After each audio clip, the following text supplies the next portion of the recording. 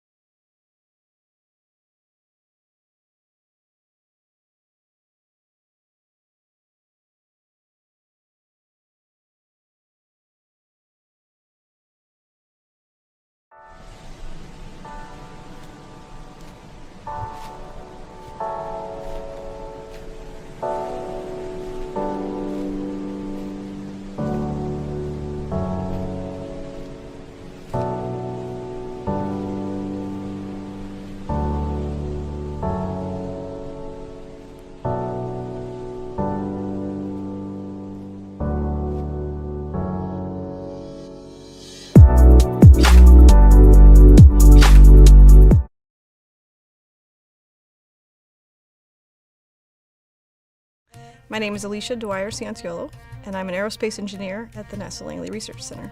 I'm originally from northeast Nebraska. I grew up on a ranch. I think I knew at about 5 years old that this isn't the kind of job that I wanted to do. I remember being a kid in the middle of nowhere, so we were 20 miles from the closest town, so there was no light pollution. So the thing that got me, I think, interested in NASA was being able to go out every night and look up at the stars, and you really could confuse lightning bugs with satellites because you could see everything. You could see them moving across the sky. So I think that was my first interaction with the awe and wonder of space and what's out there. I never really knew what I really liked to do, but I also knew what I was good at, and I was really bad at spelling, but I really liked math and science, and so I took those classes. And when I when I graduated from high school, I decided to go to college, and the only real science that I didn't require a whole lot of spelling was physics, and so I got into that, and I really liked it, and did my undergraduate in physics. But about the year between my junior and senior year, it was 1997. And that was the year that the Mars Pathfinder landed on Mars, the very first rover that we'd ever sent to Mars. And it was also the time when the internet was becoming, more mainstream, and people started having it in their houses. And I was working at school. I was going to summer school that summer, and so I had access to it. And my friends and I, we would follow it. And like, how fascinating is this to see a rover, on Mars? And one of my friends was like, I think you could do that.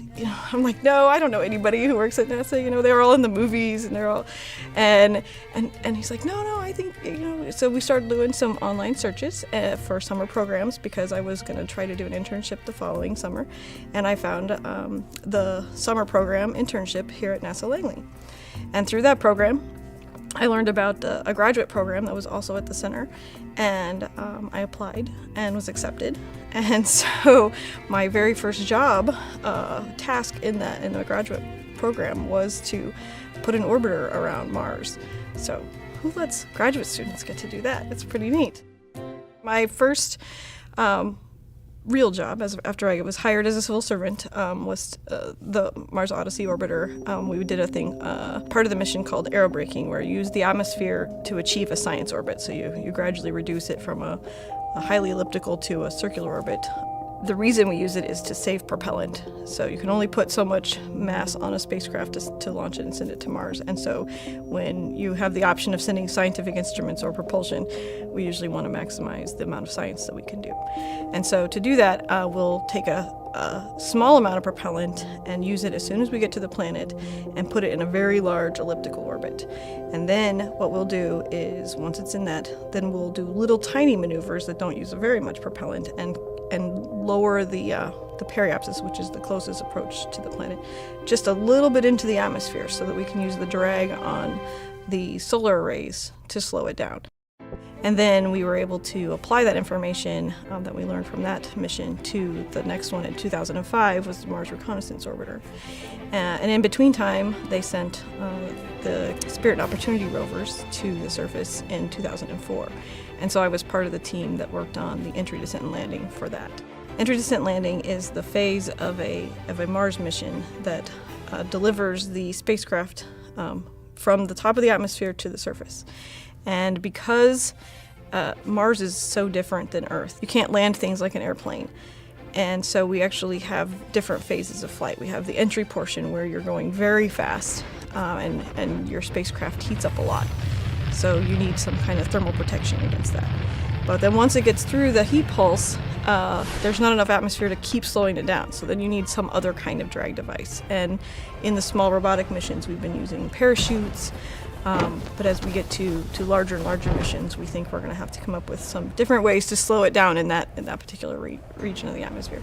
And then as you get very close to the surface, then if you're just on a parachute, you're going way too fast to land. So we usually turn on engines to slow you down. So it's really a kind of a three-phase process. It's three very distinct areas of research that have to go into developing the systems that do that. So now that I've spent a decade working on robotic missions to Mars, the next thing we want to do is try to send humans to Mars. And so we know that to send humans, it's going to take a lot more stuff because humans require a lot more stuff to live there. And so we've landed 1 metric ton with the Mars Curiosity rover. We think that to support a colonization of Mars for humans, we're going to have to land things that are on the order of like 20 metric ton. The reason we use mass instead of weight is because weight is different depending on where you are in the solar system. And so we actually run into this problem a lot with the engine folks who like to measure thrust to weight of the engine. So the amount of thrust that comes from the engines over the weight of the whole vehicle that it's trying to land. And the problem is that all the engines are designed in Earth and Earth Gs. And when we take them to Mars and they have to operate in Mars Gs, we all have to just make sure that we define the difference. Where if you're using mass 1 kilogram is 1 kilogram on Earth and on Jupiter and on Mars. And so it helps us to all speak the same language because we can convert weight once we know where we're at. But it's really important to know what units you're working in. And so what we're trying to do now is help NASA be smart investors in what technologies they should invest in so that we can make that happen. The design process is very important, and that's why it took us about 10 years. I worked on the Curiosity rover for about 10 years because the portion that I work on is the computer simulation portion, where we take all the models from the aerodynamicists and the parachute people and the mass properties of the actual rover, and we put it in a simulation, and we have to guarantee to like a 99%, when you run 10,000 cases that, 99% of them will be successful and it will land where you want it to land. And there were lots of times when it didn't through the design process. So we would tell them, well, to make it land here, you're going to either need to add more propellant or you'll need a bigger parachute. And so then it's a conversation. We start working with the engineers building it and the parachute, people who are building the parachute to try to make all the pieces fit into a design that actually works. The things that we're doing are not written in books, and we can't just go look up a solution somewhere. So it's a lot of trial and error. And it's just like when we used the airbags for the Mars exploration rovers, Spirit and Opportunity, and we tried to use that for Curiosity, and we were finding that they were breaking all the time. So we had to come up with a new solution to land that rover because the way we did it before wasn't going to work. So what we decided on was the sky crane. But there were lots of iterations that took us to get to that point, and we didn't know even when we designed that if it was going to work because we'd never actually flown anything like it at Mars. So there's a lot of risk in trying new things, but we would have never been able to do what we did if we would have been afraid to try. And it just so happened that, I ended up coming to NASA at the beginning of a decade of unprecedented Mars exploration, where, timing really was everything. And because of that, I got to participate in all of the missions that happened that decade. With the exception of one, the Phoenix lander was a competed mission, and so I competed against it. And so mine lost, and my colleagues won, so we're all happy for them anyway. But and then I worked on the Curiosity entry, descent, and landing team, and I'm currently working on the InSight entry, descent, and landing team. So, and the Maven mission that's going on now, we're working on that too. So yeah, you can't plan this. It just worked out. My advice to somebody in middle school, and it's advice I give my own middle schoolers, I have two at home, is to, one, find what you love to do, and be really good at it. Whatever you decide you're doing, and know that it's okay to fail, because sometimes we learn more when we do fail, and that it's a process that we need to make environments where it's okay to do that, because then you come back and you evaluate what did you learn in that. As far as doing what you're good at, sometimes is what you like to do and sometimes isn't. So, but it helps if what you're good at is something that you enjoy doing. And I think maybe most of it is just recognizing in yourself what you don't like. I didn't know I wanted to work at NASA. I just knew that I didn't want to stay on the farm and the ranch. So, knowing and being able to recognize that in yourself, I think is a big help, so that when you are presented with opportunities, then you can take the ones that feel right and fit right with you. What I love about my job is being able to go out and talk to, university students and just the public, and let them know that, we really are working on these things. We get paid to do really cool stuff, and that they can do it too. It's not something that, you have to have this gene and you're born to work here. No, it's everybody finds what they love to do, and we do need people to help us solve these problems.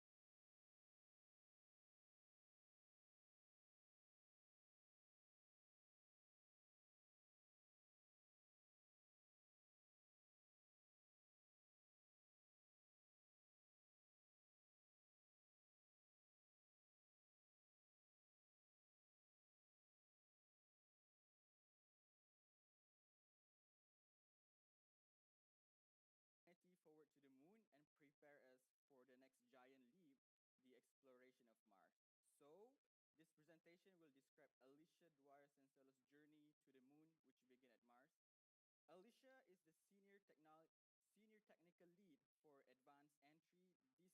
and Landing Vehicle Technology Department at the NASA Langley Research Center in Hampton, Virginia, primarily human exploration of both the moon and Mars. Currently, she serves as the Systems Engineering Team Deputy for the Artemis program's Human Landing System. She has a bachelor's degree in physics from Creighton University and a master's degree in mechanical engineering from the George Washington University. So in this talk, Alicia will highlight events during undergraduate studies that inspired her to want to work at NASA, experiences with robotic Mars exploration that lead to identifying and developing technologies to deliver humans to the surface of Mars, and finally working on the Artemis program to land the first woman and first person of color on the moon and test technologies needed to send humans to Mars.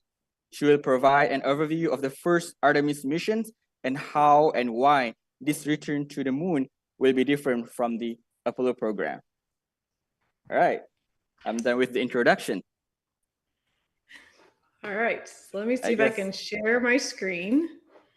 All right. And tell me it's working great. Screen you're seeing. You see it. All right, great. So now, Alicia, the floor is yours. All right. Thank you. I'm going to turn you up just a little bit. Well, again, thank you for that kind introduction. And I'll go ahead and get started. So they say that a journey of 1,000 miles begins with a single step. And sometimes you just don't know which direction to go in. And that's really the case for me. And I had no idea I would take a detour clear around Mars to come back. So today I'm going to talk to you about my journey to the moon. As he mentioned, my name is Alicia Cianciolo. I am an aerospace engineer at the NASA Langley Research Center. And yes, I did not plan to do this. It was not really on my radar at all. In fact, I always knew more about what I didn't want to do than what I did want to do. And like you meant, I grew up on a ranch in Northeast Nebraska, and I knew at a pretty young age that wasn't what I was going to do forever. But I had no idea what I wanted to do. But I ended up going to university, majoring in physics, and there were really two opportunities that happened while I was there to really inspire me to want to work at NASA. And the first one, let me see if I can advance this, if it'll work. All right. Let me see if I can click on this there we go. All right. Now, are you seeing that? Okay. So the first thing that happened was actually on July 4th of 1997, NASA landed the very first rover on Mars, the Sojourner lander. And I was in college at the time that summer. And what was so unique about this particular mission was that it was the first time that its exploration was really captured on the new thing then that was called the internet. And every day you could see it drive up and explore something new that we'd never seen before. And so it was a really fascinating. And it was the first time I really sat down and thought, wow, that would be a really cool job to do. And so what it inspired me to do was apply for an internship at NASA. But there was something else that happened that same, just early the next year.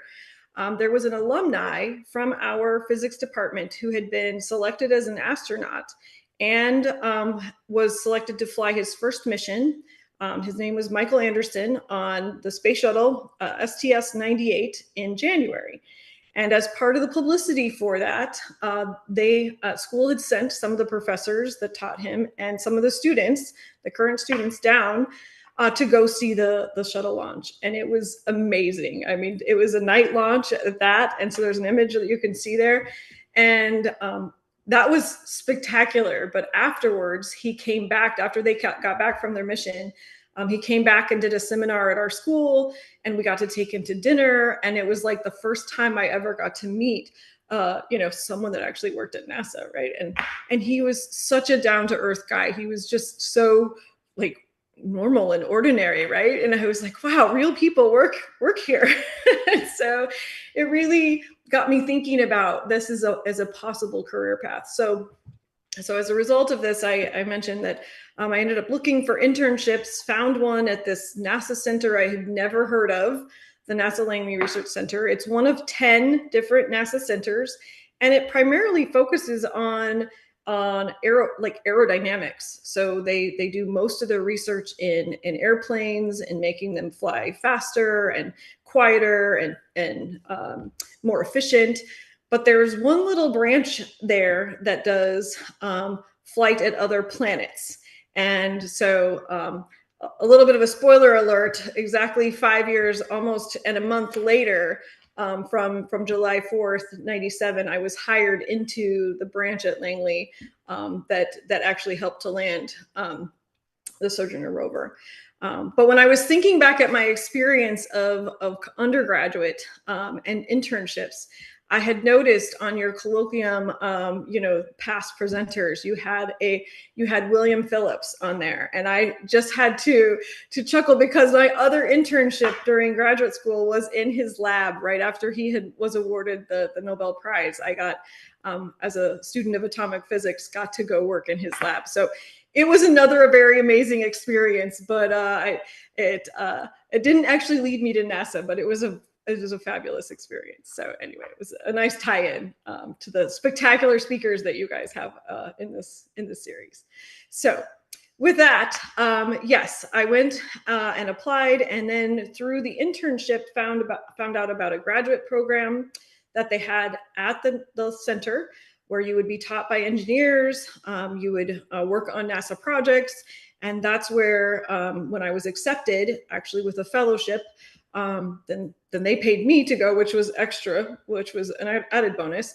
Got to work on I mentioned, the first mission that they assigned me to was in 1999. The Mars Climate Orbiter was on its way to Mars, and it was August, of course, when I started, and September when it was supposed to get there, and so we were getting all ready for it.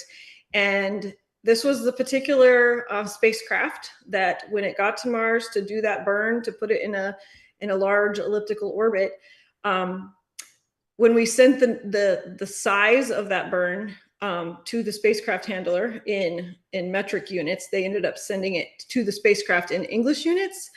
And so it met an untimely demise. And in the second month of graduate school, my project literally vaporized in the atmosphere of Mars. So I had to go find something else to do for the next couple years. But that was okay. We started then preparing for the Mars Odyssey mission, which was then planned for 2001. So I was able to go ahead and finish my degree and then be able to work on that mission. And so this is really where, getting to explore Mars. As I mentioned in the video, if you saw it beforehand, I just showed up at the right time, at the beginning of 2 decades of unprecedented Mars exploration. And so here's an image of those missions that have occurred since 2001 through 2022. And you can see they are colored. The US ones are in a white, and then the non-US missions are in orange. And I had the opportunity to work on most of the Mars missions. A couple of them were competed and I didn't get to, but and then Perseverance, I was on a board, so I really wasn't part of the descent and landing team for that one. But what was interesting is, while we were doing these missions, especially the landers, you see that there are 3 of them that are approximately the same size, mass class. They're all about 300 kilograms. In fact, InSight was almost the exact replica of the Phoenix lander. It was the backup that had been put on a shelf, and they brought it out and gave it new instruments. but they're all about 300 kilograms, and they all landed about the same way on the surface of Mars. But when we did try to land Curiosity and then Perseverance, which are again very similar, these were 3 times the mass of the previous missions. And so we really had to redesign the entry, descent, and landing portion of them. And so then there was a situation where the Curiosity rover got delayed. It was supposed to launch in 2009, and it didn't launch until 2011.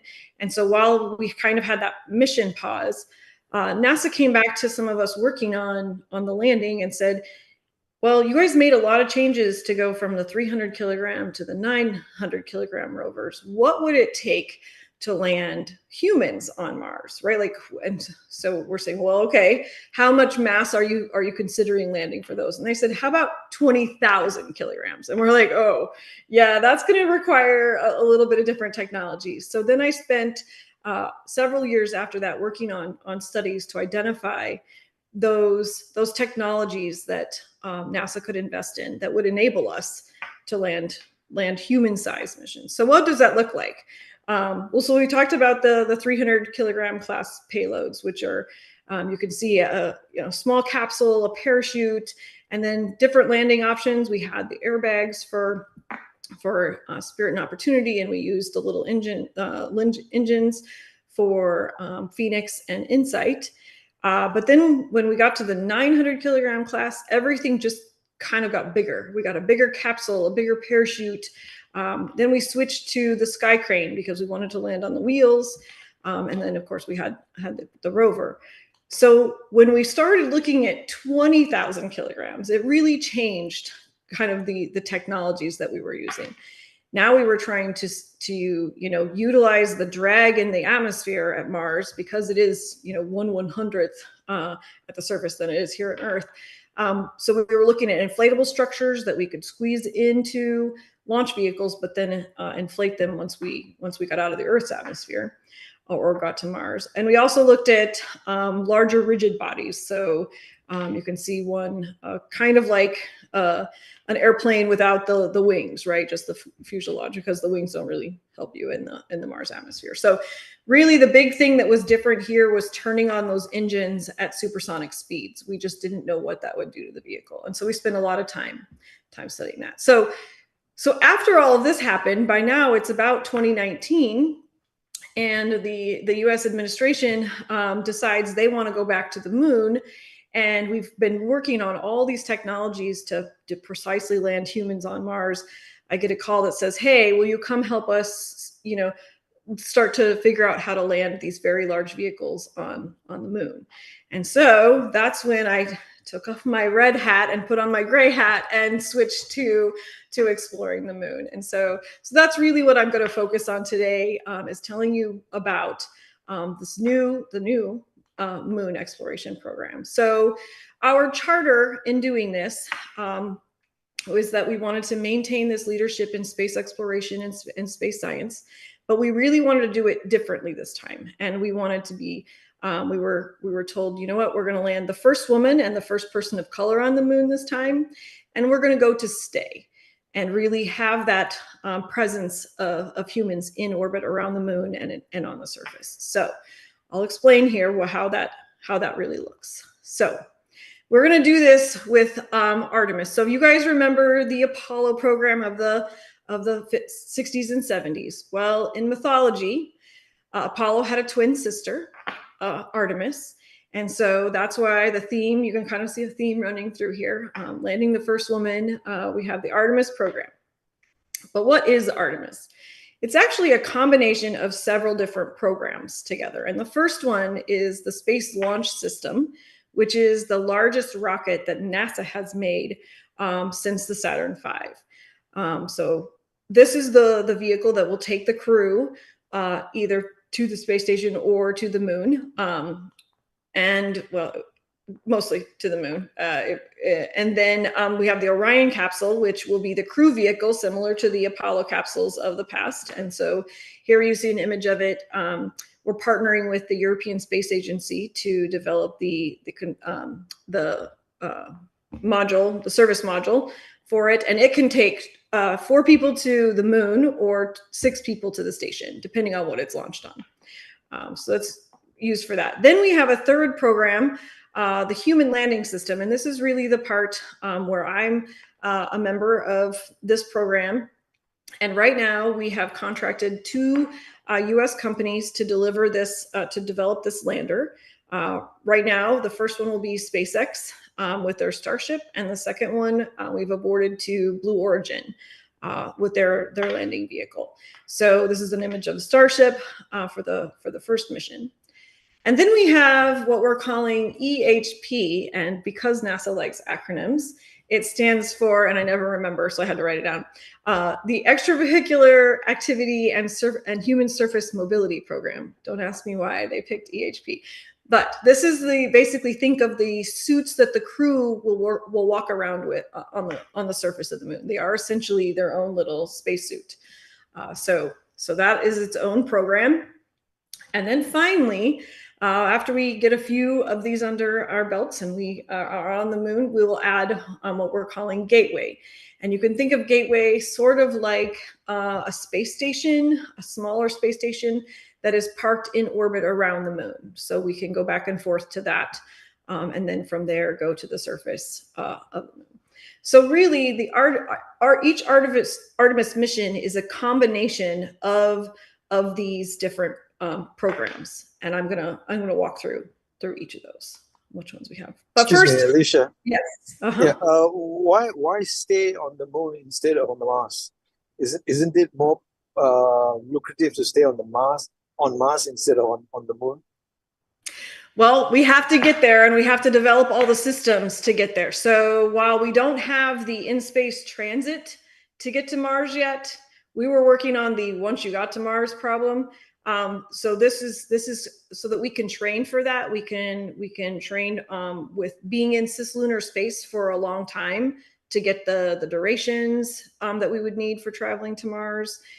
There are lots of things that we haven't quite figured out for the Mars problem yet that we can practice in something that's much closer. Does that answer your question? Okay, all right. Thanks. So it's more like a training setup. Yeah. Yes. Thanks. A good question. So I will walk through just a little bit more information about each of the pieces of the programs that we'll combine. So this will show you just how SLS compares to Saturn V and the space shuttle, heights and mass that it can carry, just some comparisons there and how it stacks over there on the left. And then the Orion capsule. So this is on the right. The Apollo capsule is shown on the left, just for comparison of size. Now, one of the big differences you'll see is the very large cone that we have over the top of it. That is the launch abort cone. So if something happens during launch, this activates very quickly to take the crew to fly it away from the SLS and then land it safely. So a little bit different than the Apollo design. And then the service module, as I mentioned, is being provided by the European Space Agency. And then we move on to the human landing system. So this is the program that I work in. We have 3 vehicles that we're currently working on. Artemis 3 right now is scheduled to be a SpaceX Starship. Artemis 4 will also be a Starship, and then Artemis 5 is the Blue Origin Blue Moon vehicles that you can see. That all of these are different from the Apollo missions, where they were 2-stage vehicles. These are all single stage. So when it lands and when it takes off, it won't leave anything other than what the crew leaves behind. It won't leave part of the vehicle there. So yeah, single stage landers. And then finally, Gateway. And here's, yes. Was there a question? The previous slide on the sizes comparison, the weights comparison. Oh, the one before this. Oh, this one. Yes, this one. The module on the Orion module is bigger, but I noticed it's almost about half the size, half the weight of the Apollo mission. Why is that? The materials that it's made with, I don't know the details of all of them. Whether there's some combinations of composites or just aluminum. I don't have the details for that, but it's a lot of the materials are different. So it's really a reflection of the advancement in technology over the years. Yes. Oh, that's nice. Take advantage of some things where you can. Okay. Any other questions? All right. So we'll come back to Gateway. So Gateway really, it has a high-powered solar electric propulsion system. It has a pressurized crew module, and then, like we said, it's going to be stationed in what I'll show in a minute is a near rectilinear halo orbit. We'll call it the Gateway orbit, so that all these other vehicles can come and dock with it in cislunar space. And I'll go through that in a minute. So we combine each of those programs into different missions.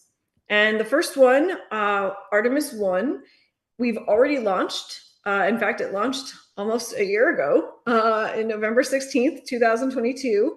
So it had Orion capsule, no crew, but it was testing out all the subsystems, all the non-crew related subsystems. So you can see it launched from Florida, headed out to the moon. It did drop off on its way about 10 different CubeSats.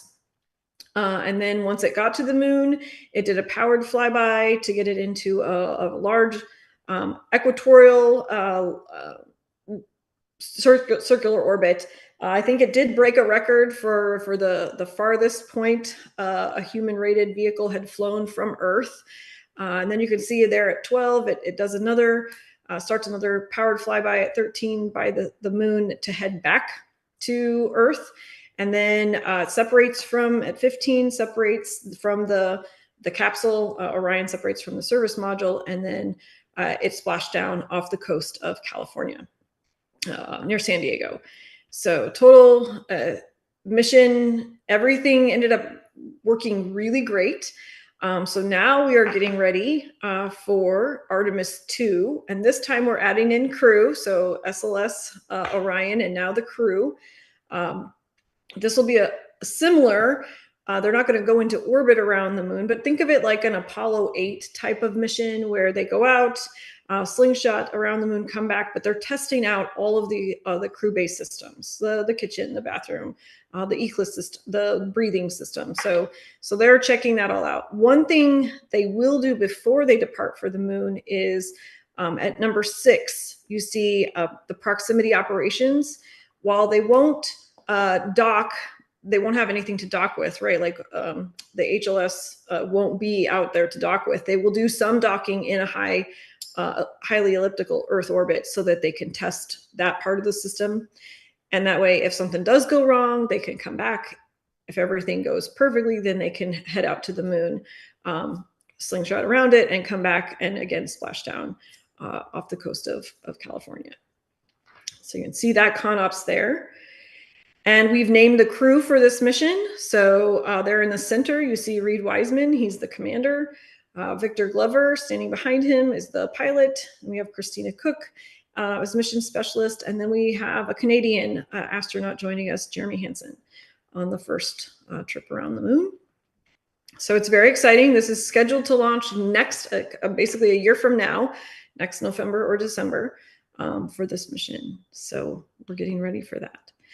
And then we will prepare for Artemis 3. And this is the first mission that you'll see there with the human landing system and the suits for the surface. So we're adding, and the crew is obviously still in here. So we're adding complexity with each of these subsequent missions. Now this one looks a lot different from the first two. As you can see, starts out very similar. You launch again from Florida, you head out to the moon. Only this time at 7, you can see they'll do a powered flyby of the moon that actually changes its plane and puts it in that gray, very highly elliptical, and you can see there it says near rectilinear halo orbit, but we're calling it a gateway orbit, where you can see the Earth from this orbit the whole time. And what will happen is we will send the HLS vehicle, the Starship vehicle, out there first. So it'll be waiting for the Orion capsule. And when it gets there, then they will dock at, well, sometime after 8, between 8 and 16 there. At number 9, they end up docking.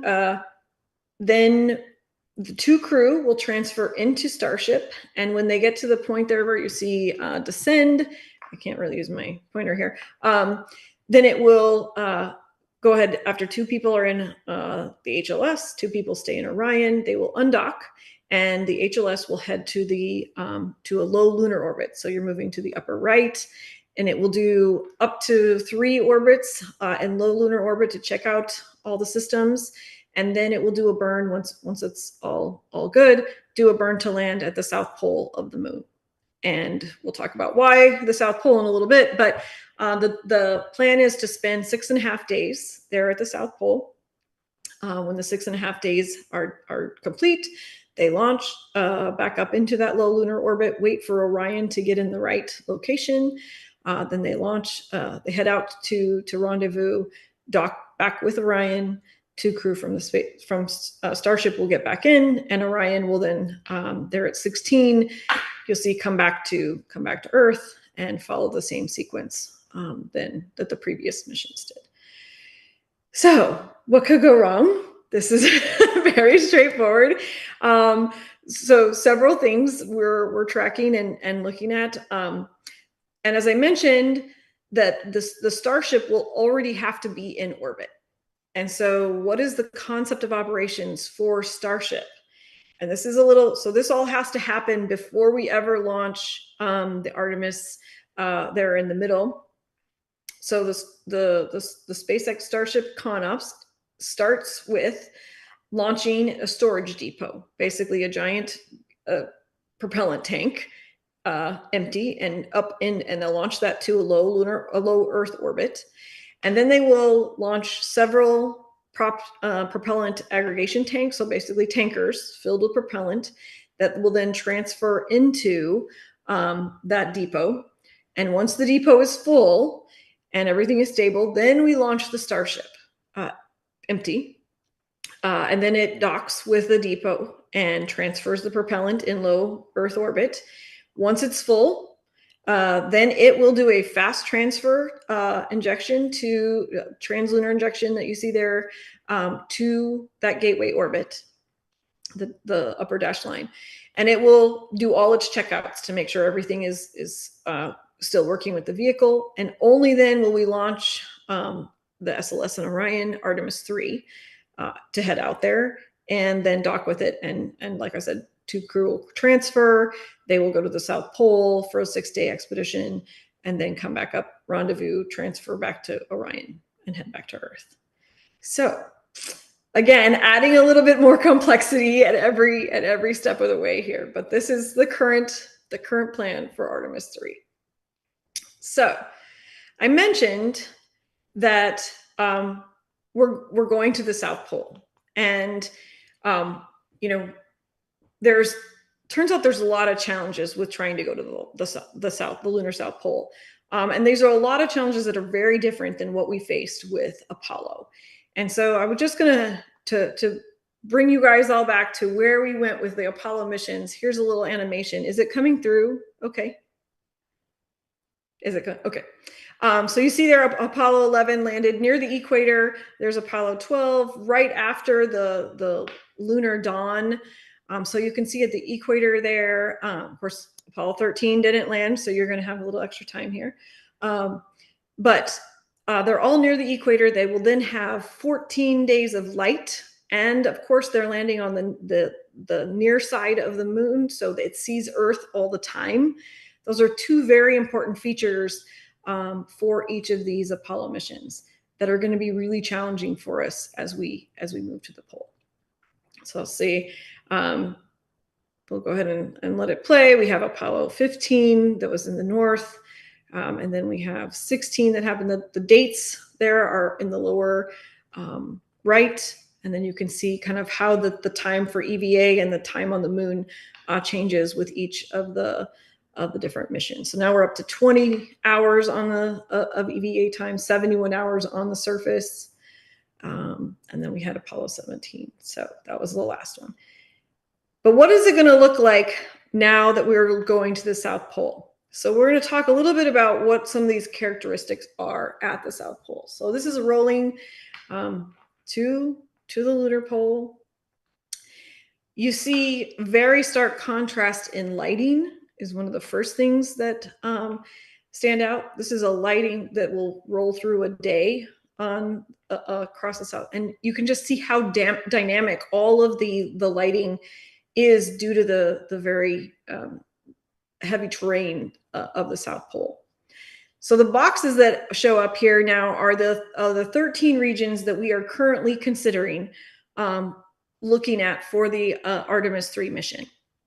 But we're going to talk about why some additional challenges of actually being able to deliver the vehicle to those locations. Okay, so some of the characteristics of the South Pole is that when you're on the South Pole or very near it, the Earth it's upside down, right? And it's spinning backwards. And so with it being upside down, we end up seeing much more of the southern hemisphere than the northern hemisphere. But a lot of our communication antennas are in the northern hemisphere.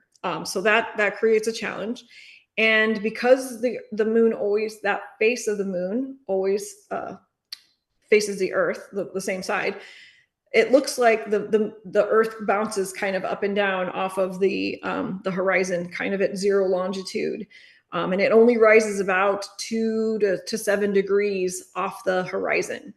So again, we have challenges with communication and kind of interference with the surface when you're so close, when you're trying to communicate with something so close to the surface.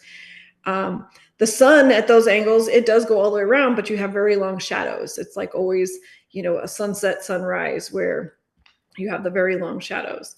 And the Earth is only visible for about 2 weeks, and then it dips out of sight for 2 weeks. So it's on a cycle there. And the other interesting part about it is, unlike the way, it was a very smooth, light, dark, we call that the Terminator for the Apollo missions, at the pole, every part of the day is very different. There's no part that's a very, clear line between light and dark because of the rough terrain. And so you're seeing those constantly changing lighting effects, which makes it a challenge. The other thing that's different than the Apollo missions that went straight to an equatorial orbit and then to the surface, and because we are using the near rectilinear halo orbit or the gateway orbit, I'll show you an image of what it looks like from different perspectives of the moon to be in that orbit. So the one on the left, imagine you're looking up at the South Pole. So that's the South Pole right there. The large orbit is the large yellow orbit is the NRHO that Orion will remain in. And then the little lines on near the surface are the trajectory paths that the vehicle will take on its way to the actual South Pole. And you notice it's not a straight line, right? Like it can come in at many different angles. The upper right shows just the image of the moon from the Earth, and then of course zoomed out so you can see the whole thing. And so I'll play this video. And what's really interesting is that the NRHO orbit, the gateway orbit, it moves. And so each time you want to go to the surface, you will then have a different approach trajectory. So when you're trying to build the maps for your terrain relative navigation, or you're trying to plan where you're going to come from, even if you go to the same location on 2 different dates, it's going to look completely different. And then you can see, I'll see if I can play it one more time, in the upper right, how that purple dot at the South Pole, there it's in view for the 2 weeks, and then it rolls away because of the libration of the moon. So it just really makes landing there a lot more challenging than what we had to encounter with the Apollo missions. So something to keep in mind. Alicia, yes. Is it the South Pole is I think is it the same area that the Indian rover is managed to land the. Yes, so they landed, so if it was like the Earth, they would be like at the Antarctic Circle. So they're at about 69 degrees south. We're trying to land, and I'll show you in a minute, our requirements are to be within 6 degrees of the South Pole. So we're 84 degrees latitude and poleward. But yes, very close. And they have similar challenges with lighting. Okay. So just to give you a little bit of information about the NRHO orbit, so it's got a periapsis of about the closest approach of about 1,500 kilometers, and the farthest point's about 70,000. It will approach at a different location. We talked about that, and then when Gateway is in that orbit, we can only go to the surface, every time it gets in the right orientation, and so that's about 55 opportunities per year. So we have 55 opportunities that we can even deorbit from NRHO. And then we have, the moon, the Earth disappears for 2 weeks. So if you have to communicate directly with the Earth, you're essentially cutting out half of those. And then the other challenge we have is that SLS and Orion can only get to the moon on about 28 of those departures. So we're starting to see our mission availability Venn diagram, like when everything overlaps, get smaller and smaller. And that's been our trick, is trying to find a place that can still satisfy all of these constraints. But not only with just the environment, we also have landing requirements, right? So our requirements for the mission, as you just mentioned, we have to land within 6 degrees of the South Pole. The surface slopes, so that we don't tip over, have to be less than 10 degrees. For the crew to walk around in their suits, they have set a 20-degree limit. So we can't walk on it. We can land on something 10 degrees, but we have to be kind of far away from things that are steeper so that the crew can go out and explore. For the first mission, we are requiring direct with Earth communication. So we have to have the Earth in view because we won't have a full relay constellation there yet. The surface must be lit for the whole duration of the surface day. So that's 6.5 days. So we have to find a spot that meets all the other constraints, but is also lit for 6 days straight. And then because we are relying on an optical terrain relative navigation, in order to take those pictures, you need to have at least some part of the approach trajectory lit so that it can take the picture and match it with onboard maps to determine where it's at relative to the surface of the moon. So there's all sorts of constraints. And then on top of all that, the requirement is to land within 100 meters of a target that we define before deorbit. So we've never done that anywhere in the solar system. I mean, we can do it at Earth because we have GPS, but we don't have GPS at the moon. So this is a really, really hard constraint to try and hit, but that's part of the requirements. So we'll walk through each of these and I'll show you what the impact is. And basically we're trying to identify those locations on the surface that meet all of these constraints, along with the ones that I've already showed you for environments. Okay. Alicia, how about Yes. how about moonbeams? We can shoot laser beams to the moon, right? Can we use that as a guidance? So the initial systems we didn't require that on the first missions. Now on the Artemis 4 and 5, they do have to land in all lighting conditions. And so they do have to come up with what you're talking about as an active system. Yes. But we are not requiring it for Artemis 3. So yes, that's definitely an option. So here's an image of the South Pole. And the color bar there that you see is average sun visibility. So if you see yellows, which there aren't a lot, that would mean, and a 1 means it would be lit all the time. And there are very small regions around the South Pole, similar to Earth, where you are lit almost 100% of the year. They're the very high places very near the pole. But as you can see, most of the South Pole, especially in the bottom of craters, some of them never see the sun. And in fact, that is why we want to go explore the South Pole, because for 4 billion years, or however long, the moon has been there, because the libration, the tilt of the moon is only 1.5 degrees, there are the craters that you see there that have never seen the sun, have never been able to sublimate the water or whatever is in those craters. So those are a very high scientific interest to go explore. And in fact, in 2009, there was the LaCrosse mission that sent part of its, I think the third stage of its, an upper stage to actually crash into one of them. And then it flew a probe through the ejecta, and it found an enormous amount of water. So that's what's given us a lot of indication that there's water there. Subsequent orbital data has indicated that there's water in those areas. If there's water at the South Pole, we can use it for lots of things. Obviously for science, to discover more about the moon, but we could use it for breathing air and propellant and sustaining life there.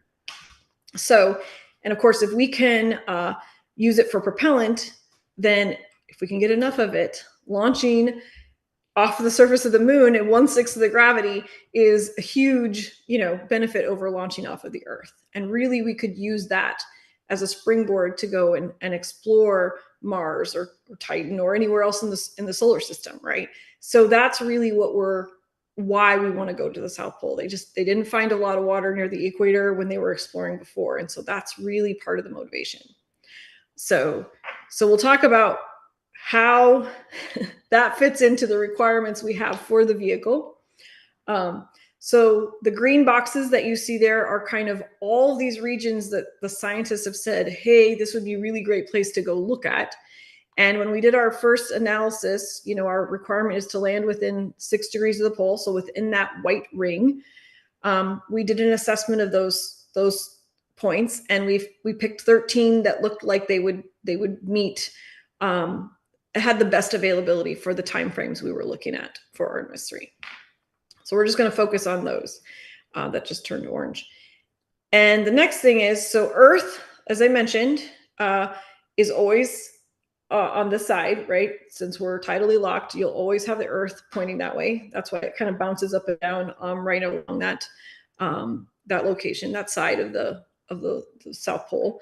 And then when we're looking at having to require seeing the Earth for communications, once you get about 100 kilometers on the far side of the pole, you just really don't have a lot of, you won't see the Earth a lot at all. So we have just decided for this assessment and this demonstration here, we're not going to consider anything that is on the far side farther than 100 kilometers away from the pole.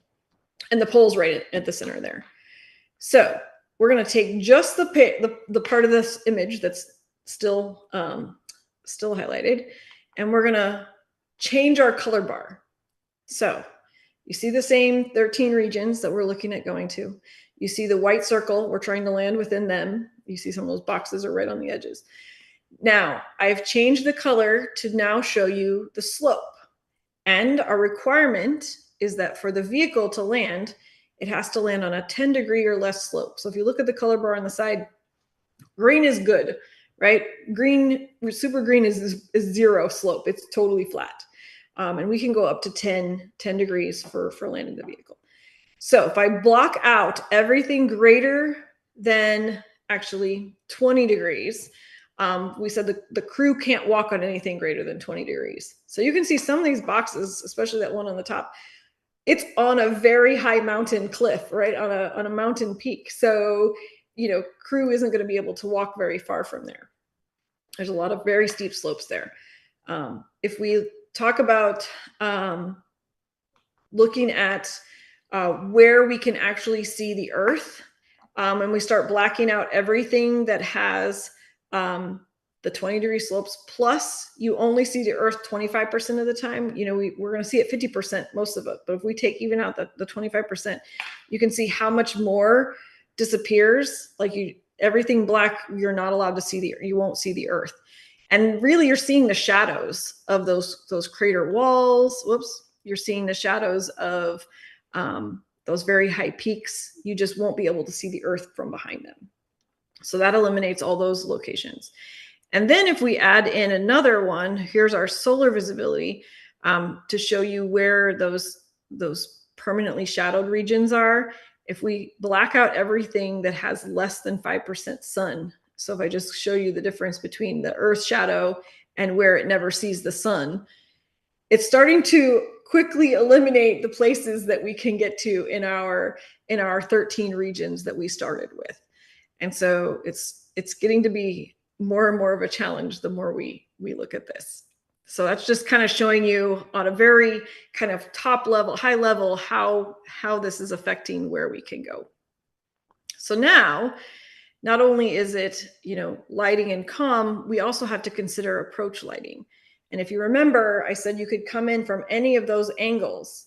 And we also need to have the location that we're going to land at to be lit.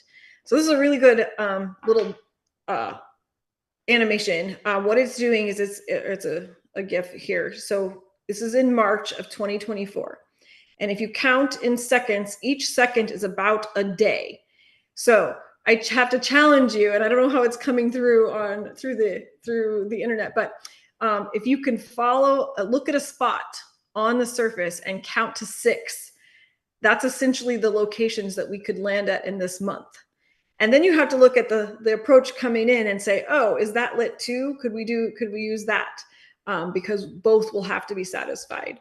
So it's kind of an interesting challenge to try and count and look at a single spot for 6 seconds and see if it stays lit. There are not a lot, not a lot of places. So, and on top of that, because the moon does have seasons, there are parts of the year that have more light at the South Pole and parts of the year that have much less. And that actual time changes about 3 weeks earlier every year. So let's say we have a really great time, in September to go to the moon, based on the launch for SLS and Orion. Well, it might be really great lighting this year, but it might be really terrible lighting next year in September. So you really can't go by calendar dates for trying to plan missions. And it's not like Mars where you can only go every 2 years. There's so many orbital mechanics and local variations that we have to take into account. All right. And then I'm going to touch on that one last requirement that I mentioned up front, to land within 100 meters of a target. So you guys know that I've worked a lot of Mars missions, and we had very big landing footprints. Our uncertainties were rather large. We got really good with Mars 2020, but even that mission, before we got there, we had a 12-kilometer uncertainty. Like this, once Perseverance had its heat shield, had jettisoned its heat shield and turned on its sensors, and it was coming straight down on a parachute, it could take those images, it could match it up, it knew exactly where it was, and it ended up landing like 1.5 meters from a post-flight, after a landing site that was selected after it had started descent. So once it was there and knew where it was, it could land very precisely. We aren't going to have that. We're going to be traveling, across the surface very quickly, and then, basically turn right over the landing site and stop, just because it's the most fuel optimal solution. So it's really a different comparison. And so even Apollo 11 landing ellipse was 17 by 5 kilometers pre-flight. So we are really depending on that terrain relative navigation, on having excellent states in low lunar orbit that will really help us achieve the landing accuracies we're trying to hit for these missions. And Artemis 3 has a 100-meter requirement. Artemis 4 and 5 have to hit a 50-meter requirement. So they're making it harder with each subsequent mission as well. So lots of challenges. We don't have it all quite figured out yet, but we're working on it. And then, as I mentioned, when we when we successfully land Artemis 3, then we will move toward Artemis 4 and 5, which will have, again, we'll be bringing Gateway in. So Gateway will have to be positioned at the moon, and then we'll have to position the human landing system at the moon before we ever launch people to head out to the on SLS and Orion to the moon. And then what these missions will do is they're going to start testing out our sustainable capabilities. And these vehicles have to be able to land and last on the surface for up to 30 days. And they have to carry 4 crew. And they have to, so there's a lot more things that we're trying to make demonstrate in Artemis 4 and 5 that will really enable us to do those sustained missions. And if we can get those to work, that's when we can start doing base camp buildup and more long-term planning infrastructure on the surface.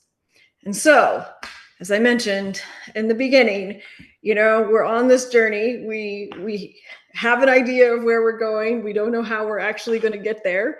We're making it up, and this is our plan. But we are going, and we would love all of you to come with us. So with that, I'll take any questions.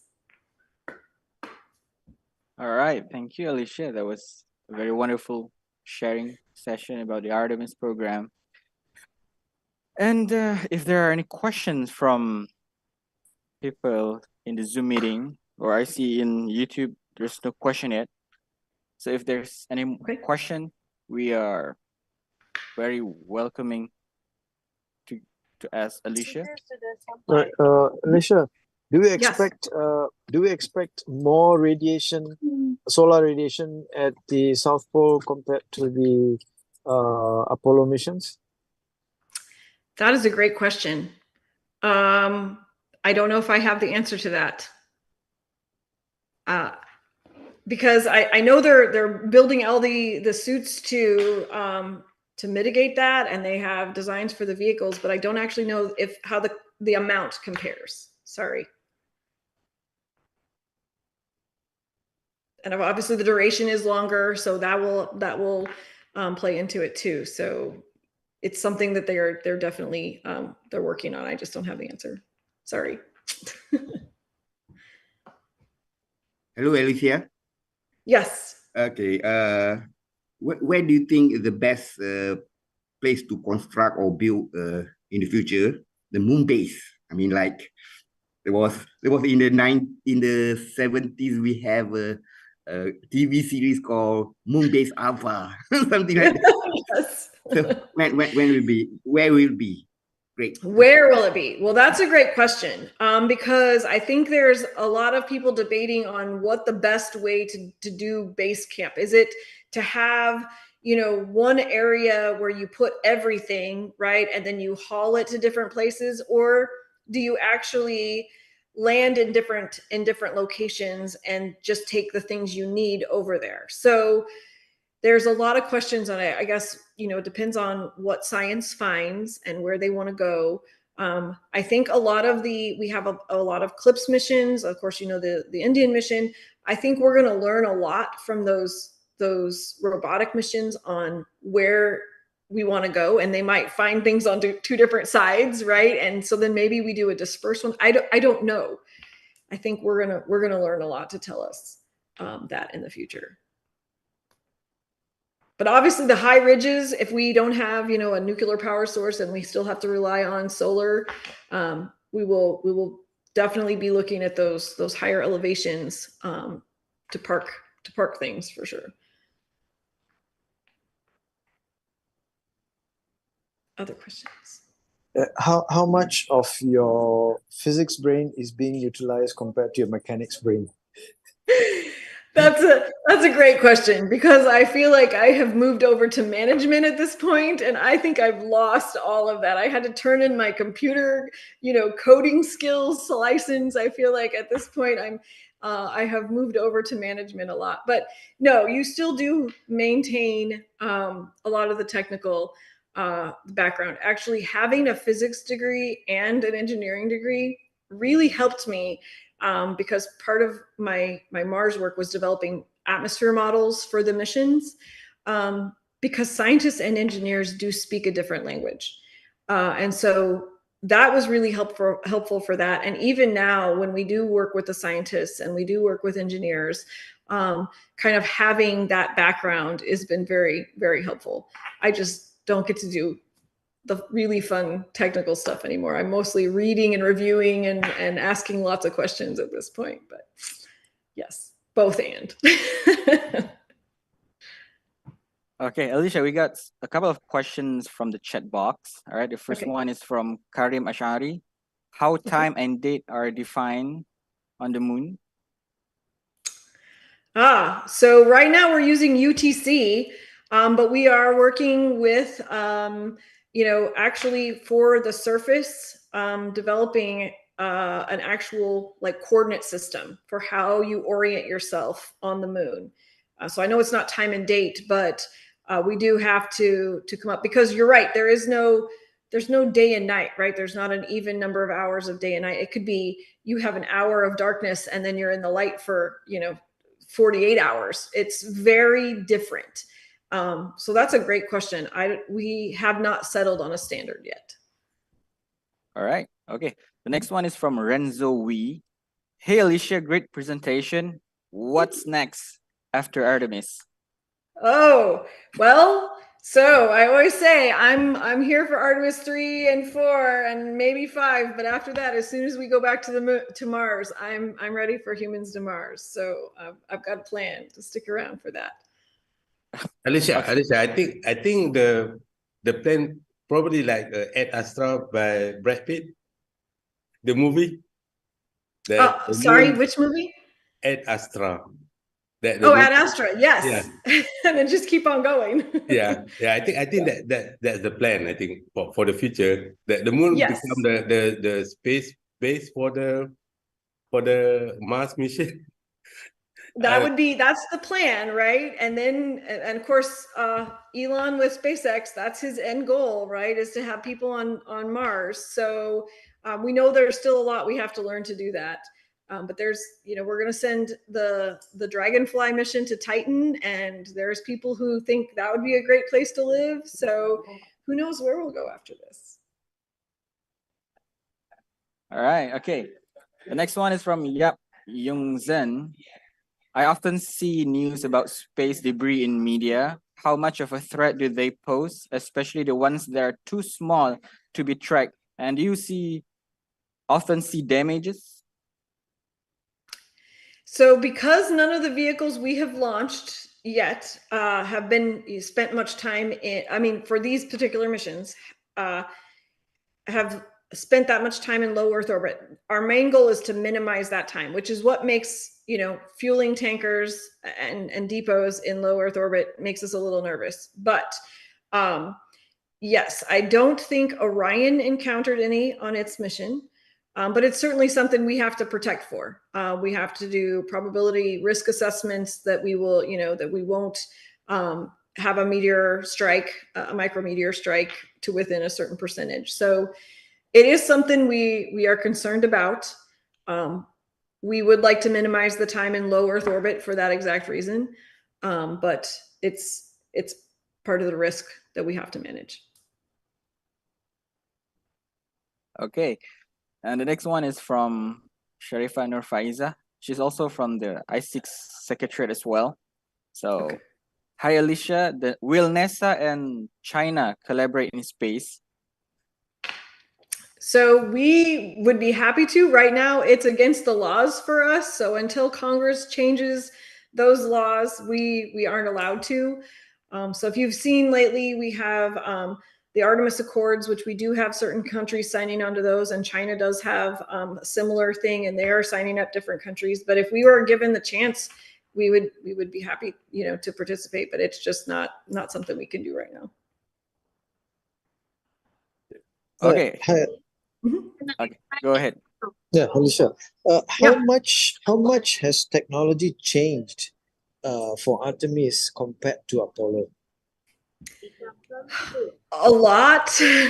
And one of the key things we're trying to do is, active cryofluid management. That's really part of the key. Another one of them is, just the reusable launch vehicles. And that might not be a huge technology difference, but it really is a game changer in how we can make this more affordable. And the other big change is maybe just in the way NASA chose to contract these, because you notice, NASA was in charge of building SLS and Orion, but what we've done is similar to the Commercial Crew program, where we contracted out to Boeing and to SpaceX, delivering crew and cargo to the space station. We're doing a very similar method here, where they get a firm fixed price. We pay whatever we agreed to pay them for the vehicle. And so, as long as we make sure the requirements don't change, then anything that any additional development they pay for. If we change a requirement, then we pay for that, right? So that's part of the big difference in making this more affordable. But as far as technologies, yes, as you saw, there's advances in materials. There's propellant management. One of the things that actually hasn't changed as much as we'd like is our communication system. We wish we had now thought more about, because the Deep Space Network is really for deep space, and we don't have a really good near space, moon-based comm system that we can rely on. And developing that for even a comm relay for the moon is going to take, I think, a little longer than we were anticipating. So we're working on those things, but there's a lot we're leveraging.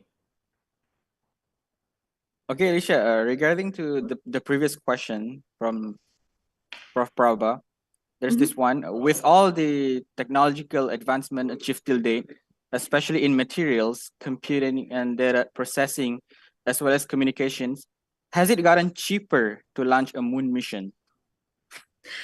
Well, it's cheaper for the reasons I talked about, having the contract the way it's set up, the way it is. But they also have learned a lot from the way they did, like SpaceX did the Dragon capsule. So they are leveraging a lot of that information and being able to use that. So I think that was the learning curve, especially for like you're saying, the computers, the processing, a lot of just the experience base for crew missions. Okay, there's an additional question from Renzo Wee. How do you navigate on the moon or Mars? Is there a similar GPS technology that's in the pipeline? I mean, he meant if we can plan to stay on the moon, for sure it will be crucial. I'm sorry, I missed the last part. He means that if we plan to stay on the moon, for sure it would be crucial to have that. Yes, absolutely. So what they're telling us is for Artemis 3 is the only mission we have to rely on communication direct with Earth.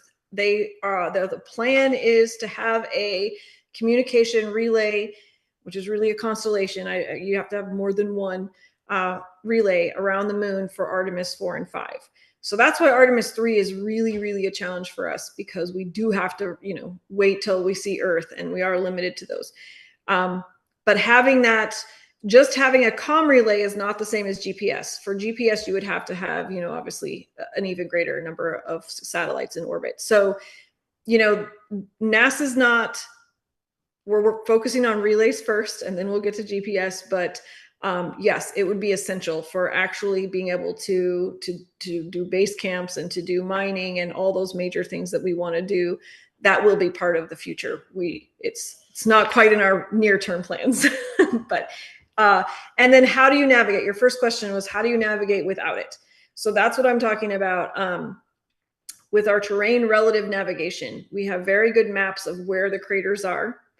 And if we know exactly where we're going to fly over, the land, the swath of surface that we will fly over, we can have an onboard map that says, this is what you expect. And then we have cameras that take different pictures along the way, and it does some feature matching. So again, it's a processing algorithm that has to be able to work on board very quickly to be able to tell the vehicle its position as it's flying.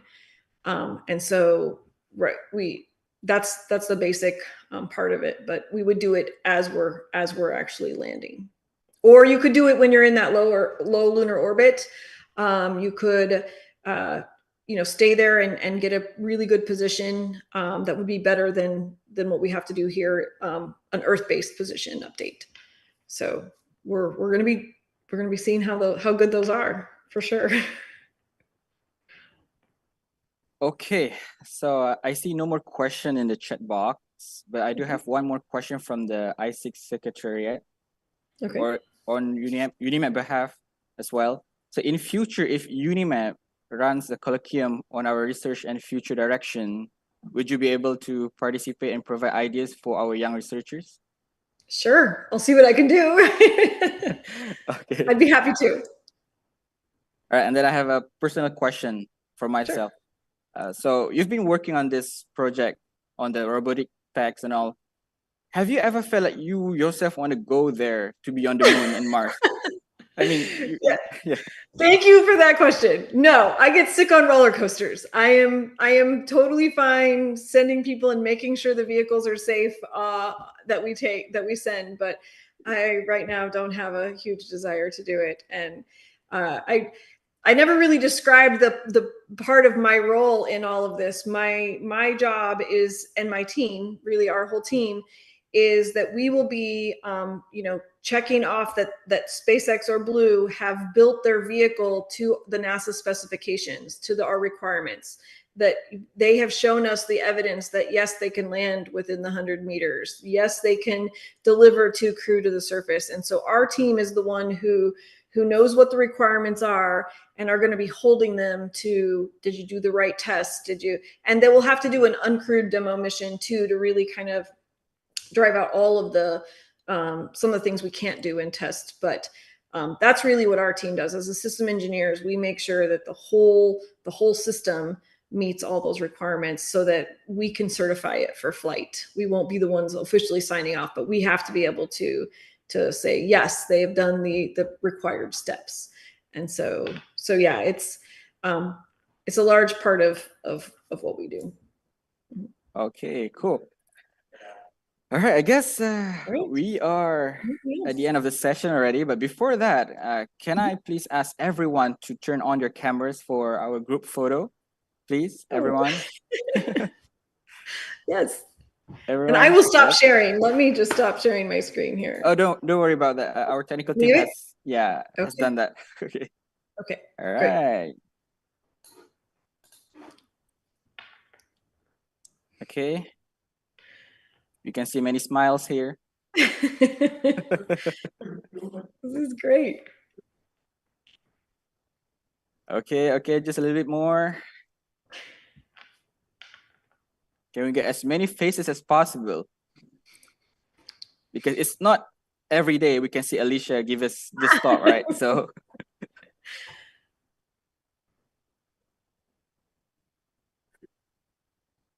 Okay. Just a few more. Or perhaps they went somewhere else for a pee or something.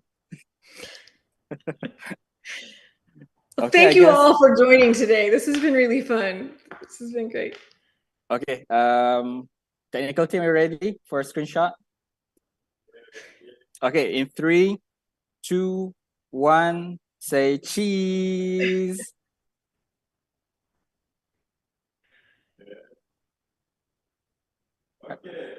Nobody blinked. All right, got it. Okay. All right. So thanks again, Alicia. Yes. For your time, for all the things that you've shared. It's very exciting. It's very interesting. And it also makes me feel like, oh, what if one day we can also go to the moon? Yes. Many of us. Yeah. Who knows, right? Who knows? Okay. So, thank you again.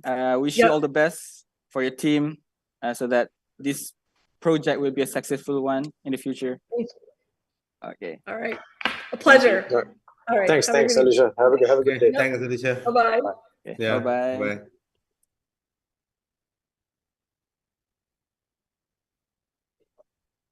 Okay. Thank you, everyone. Have a good one. And see you in the next I6. See ya. I think the QR code for attendance. Oh, the QR code attendant. Mr. Shah, can you display the QR code attendant? Or the link? Okay, there you go. You can scan the QR code there. And thank you, everyone.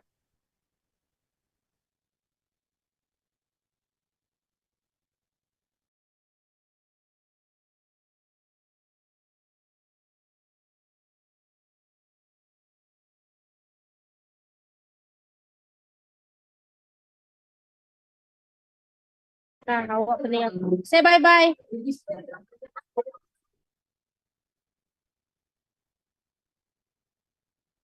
Thank you. Say thank you.